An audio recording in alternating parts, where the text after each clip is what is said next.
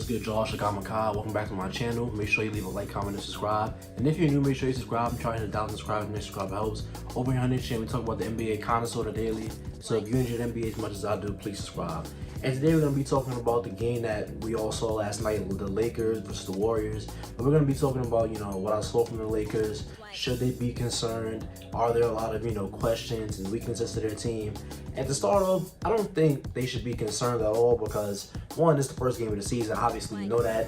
And, I'm seeing a lot of Russell Westbrook slander on, Twitter, IG, all the social media sites. And, it's funny, on TikTok or, the jokes and all that, but the Westbrook stuff, this is what, we've gotten used to this from Westbrook as a player. There's gonna be some nights where he just doesn't look very good. There's gonna be other nights where he looks like the best player on the team. With Westbrook, sometimes if he just can't get to the rim, if he can't get into a rhythm at the rim, there's really nothing left for him to fall back on. And even saying that yesterday, when he was getting to the rim, it's not like he was not able to, force his way to the rim. It's that when he was getting to the rim, he wasn't converting the looks. But I saw some, kind of encouraging things from the Lakers offense yesterday.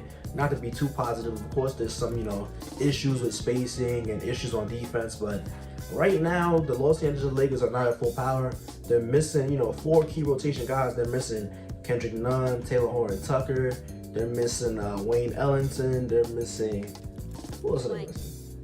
Whoever it is, they're missing a lot of, good guys. They're missing Trevor Ariza, there you go. So they're missing wing defenders. They're missing, depth at the guard spot. And that's why you saw the lineups that you saw last night. Because last night, Frank Vogel, in his right mind on God's earth, he ran Westbrook next to Rondo, next to, Dwight Howard, and next to Melo, next to who? He just ran, ridiculous non-spacing lineups. A lineup that I saw in the game. Westbrook was in, Melo was in, Rondo was in. And the only reason that had to happen is because Ariza's out, Ellington is out, Nunn is out, all of those guys are out, they're not healthy right now. So when they come back, we're not going to be able to see those kind of issues. Like Rondo realistically should not be in the rotation. Melo realistically should not be in the rotation. So the only reason that they had to, be thrown out into the fire like that is because they are not healthy. And, Melo, it's cool to see him make shots. I love Melo. I hope he gets a ring this year. But on the defensive end, there's a lot of plays where they're running action towards him off floor and he's not switching properly. He's not getting into somebody's space. He's not, rotating properly. And the Warriors took advantage of that. Rajon Rondo is a cooked product on both offense and defense. Yeah, but he's just, Rajon Rondo is not really good at basketball anymore. He's not really an NBA rotation level point guard. And, to run him next to Westbrook is a disservice to Westbrook, but that's all they had last night. But some of the positive things I saw from the Lakers on offense is that they ran a side pick and roll with LeBron James, an empty side pick and roll. Empty side pick and roll, LeBron James, Anthony Davis. When LeBron James and Anthony Davis run pick and roll, you have to help when LeBron's going to the cup every time, or AD's going to get a layup or a dunk every time. And they put Westbrook at the top of the key. So Westbrook's man has to help off. So now Westbrook has a wide open gap to the rim.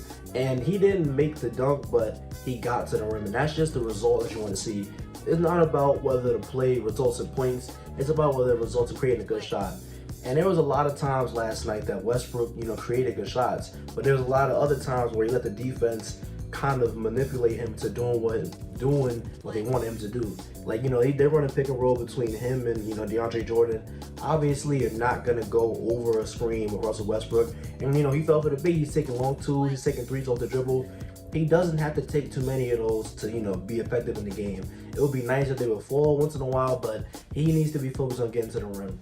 And with running pick and roll at the top of the key with Westbrook and, DeAndre Jordan, Dwight Howard, whoever, it's really allowing the defense to be able to help more of the edges, help more at the nail. And I feel like the majority of pick and roll that Russ should be running is on the empty side because that's a shrunken floor. He can, he has more of a lane to the rim, and the help can't come without egregiously leaving somebody open. But yeah, from LeBron James last night, 34 points, 11 rebounds, 5 assists, 45% from 3, 56% from the field. LeBron James, he is what he is. He looks healthy, he looks great. The jump shot was really falling last night. The jump shot looks good. It's, as LeBron gets older, you see he's not, going to the paint as much. You see he's not really, bruising down there. And you just see that he's willing to take more jump shots, whether it be, fade and mid-ranges, pull-up threes, pick and roll threes, like any kind of jump shot, LeBron's willing to take it now. And I feel like that is gonna, you know, leave the kind of the keys to AD to, you know, do a lot of the work in the paint, because LeBron can now, I wouldn't say he's a great floor spacer, but he's an, you know, a capable floor spacer, and that left Anthony Davis to, you know, do work. And Anthony Davis is also a good jump shooter. We saw his jump shot looking great last night, not from 3 but from mid-range, and he was looking good, you know, rushing to the rim.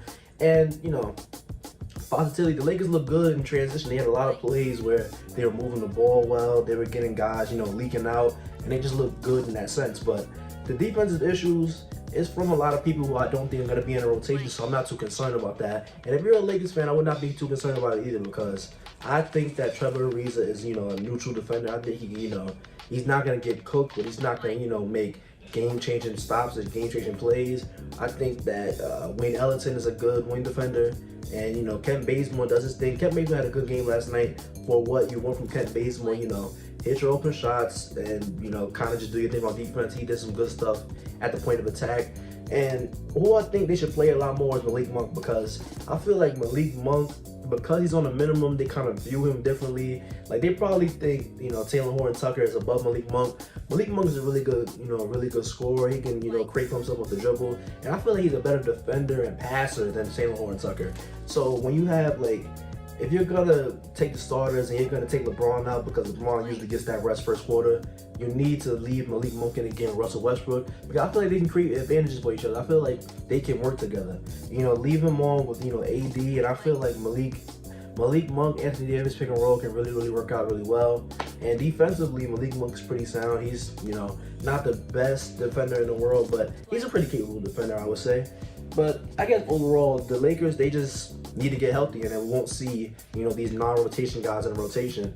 Dwight Howard is not really good at basketball anymore, I'm not gonna lie. I thought he has something left in the tank, but even as a bench center, it's not really working out too well, because he's kind of slow, kind of lazy now. He's not really the best, you know, at drop defense. He definitely can't hedge, so it's not really working out. DeAndre Jordan, he's not the best either, but if they want to run the center, you know, when AD is not at the 5, it's fine for a couple minutes, but the main thing they should be doing is Anthony Davis at the 5, because that's just better spacing for Russ. That just allows more, you know, defensive versatility. LeBron is still the lead on defense. Anthony Davis is still the lead on defense. Russell Westbrook has his issues, of course, but I feel like on ball, when he's engaged, he can lock in, but it's just off ball. Like, if there's movement happening, he gets too locked in, and I guess it just, you know, runs right past him. But yeah, man, you know, it's one game out of 82. I think the Lakers are going to be fine, but it's going to take some time for Russ to get used to this offense. I think around, like, you know, 22 games, we should see Westbrook be more comfortable with his offense. And I feel like, you know, this team can really work, and this team can really, you know, win a championship. But yeah, man, let me know what you think in the comment section down below. And if you stayed to this video, thank you. Don't forget to like, comment, and subscribe. And I'll see you on the next one.